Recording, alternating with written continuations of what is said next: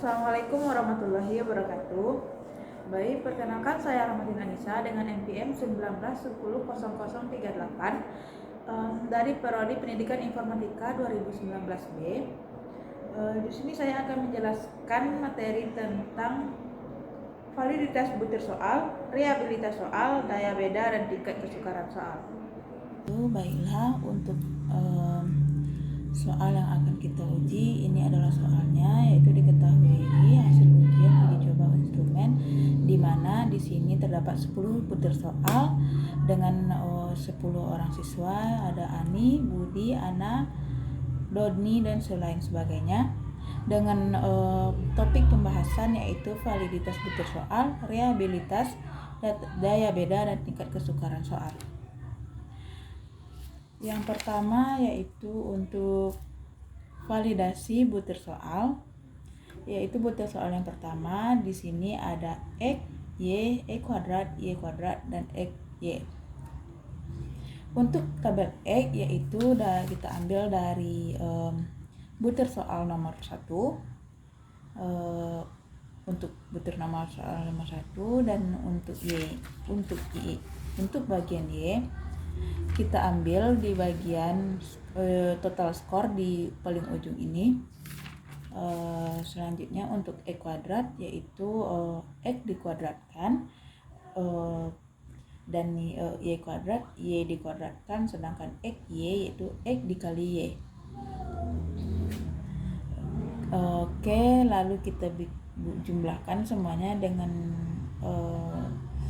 jumlahkan. Untuk X nya sigma X ada 7, sigma Y ada 83, sigma X kuadrat ada 7, sigma Y kuadrat ada 703, dan sigma X Y ada 58. Selanjutnya kita masuk ke rumus, yaitu di mana di sini rumusnya ada Rxy sama dengan N sigma Xy dikurang sigma X dikali sigma Y per akar pangkat N sigma X kuadrat dikurang sigma X dikali sigma X Y kuadrat dikurang sigma Y dikuadratkan. Kita masukkan angka-angkanya, di mana di sini N ada 10 dikali X Y-nya di sini ada 58, X Y 58 dikurang 7, sigma X ada 7, sigma Y ada 83. 7 dikali 83, akar pangkat 10 dikali 7, 10 itu N 10, sigma X kuadrat ada 7, dikurang X kuadrat ada di sini 7, lalu N sigma Y kuadrat, N nya 10, Y kuadratnya ada 703, dan yang terakhir yaitu sigma Y dikuadratkan, di sini ada jumlahnya 83. Lalu kita jumlahkan 10 dikali 58 sama dikurang 7 dikali 83, hasilnya 580 dikurang 581 per akar pangkat 70 dikurang 49 dikali 7030 dikurang 6889 sama dengan minus 1 di minus 1 per akar pangkat 21 dikali 141 sama dengan minus 1 per akar pangkat 2961 sama dengan minus 1 per 54,4, dan hasil akhirnya adalah 0,018. Dan untuk soal yang kedua sama halnya dengan soal yang pertama, dan hasilnya ada 0,364. Soal ketiga 0,547. Soal keempat 0,165. Soal kelima 0,547. Soal ketujuh 0,336. Soal ke-7 0,64. Soal ke-8 0,364, dan soal ke-9 0,364, dan nomor 10 juga 0,364. Secara umum, jika koefisien korelasi telah melebihi besar dari 0,3, maka butir soal instrumen tersebut sudah dikategorikan valid berdasarkan pendapat Wiersma and George tahun 1990, di mana di sini kita telah mendapatkan soal nomor 1 RXY-nya 0 minus 0,018. Soal nomor 2 yang nomor 1 tidak valid karena kurang dari 0,3. Soal nomor 2 nilai RXY-nya 0,364 bernilai valid karena melebihi dari 0,3, seterusnya, dan begitu juga seterusnya. Oke, selanjutnya kita bahas yaitu tingkat kesukaran soal, di mana di sini kita memiliki dengan soal yang sama. Di sini ada 10 butir soal dengan 10 orang siswa, dan kita merujuk kepada teori Suharsimi Arikunto di mana 0,00 sampai dengan 0,30 tingkat kesulitan soalnya yaitu sukar, 0,31 sampai 0,70 tingkat kesulitan soal sedang, 0,71 sampai 1,00 dikategorikan mudah. Adapun rumus yang digunakan dalam mengukur tingkat kesukaran soal adalah B/JS. Untuk yang soal yang pertama, mempunyai tingkat kesukaran 7/8 sama dengan 0,70 dikategorikan sedang. Soal nomor 2, 9,10 dikategorikan mudah dengan nilai 0,90. Dan soal nomor 3 dikategorikan mudah dengan indeks 8/10 sama dengan 0,80.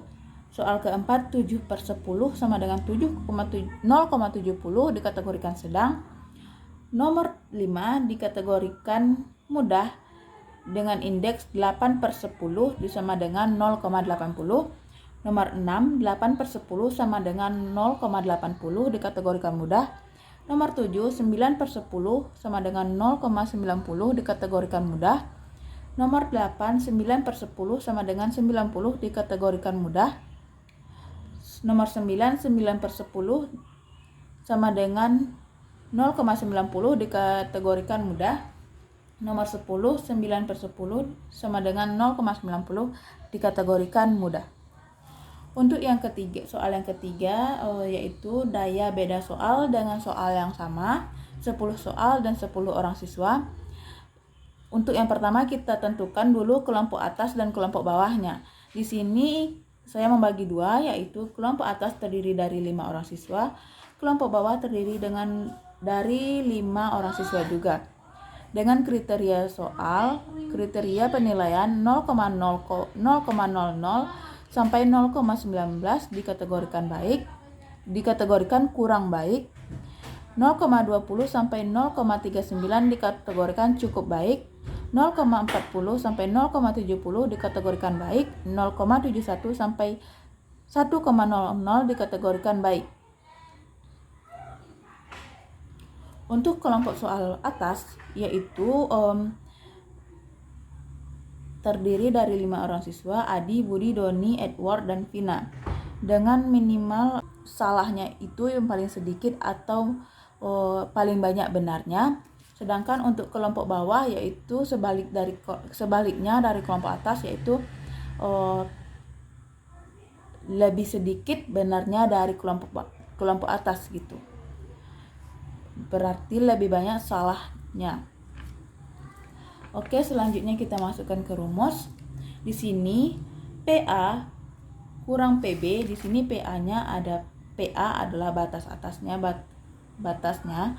Di sini PB di data-datanya ini yang paling bawah.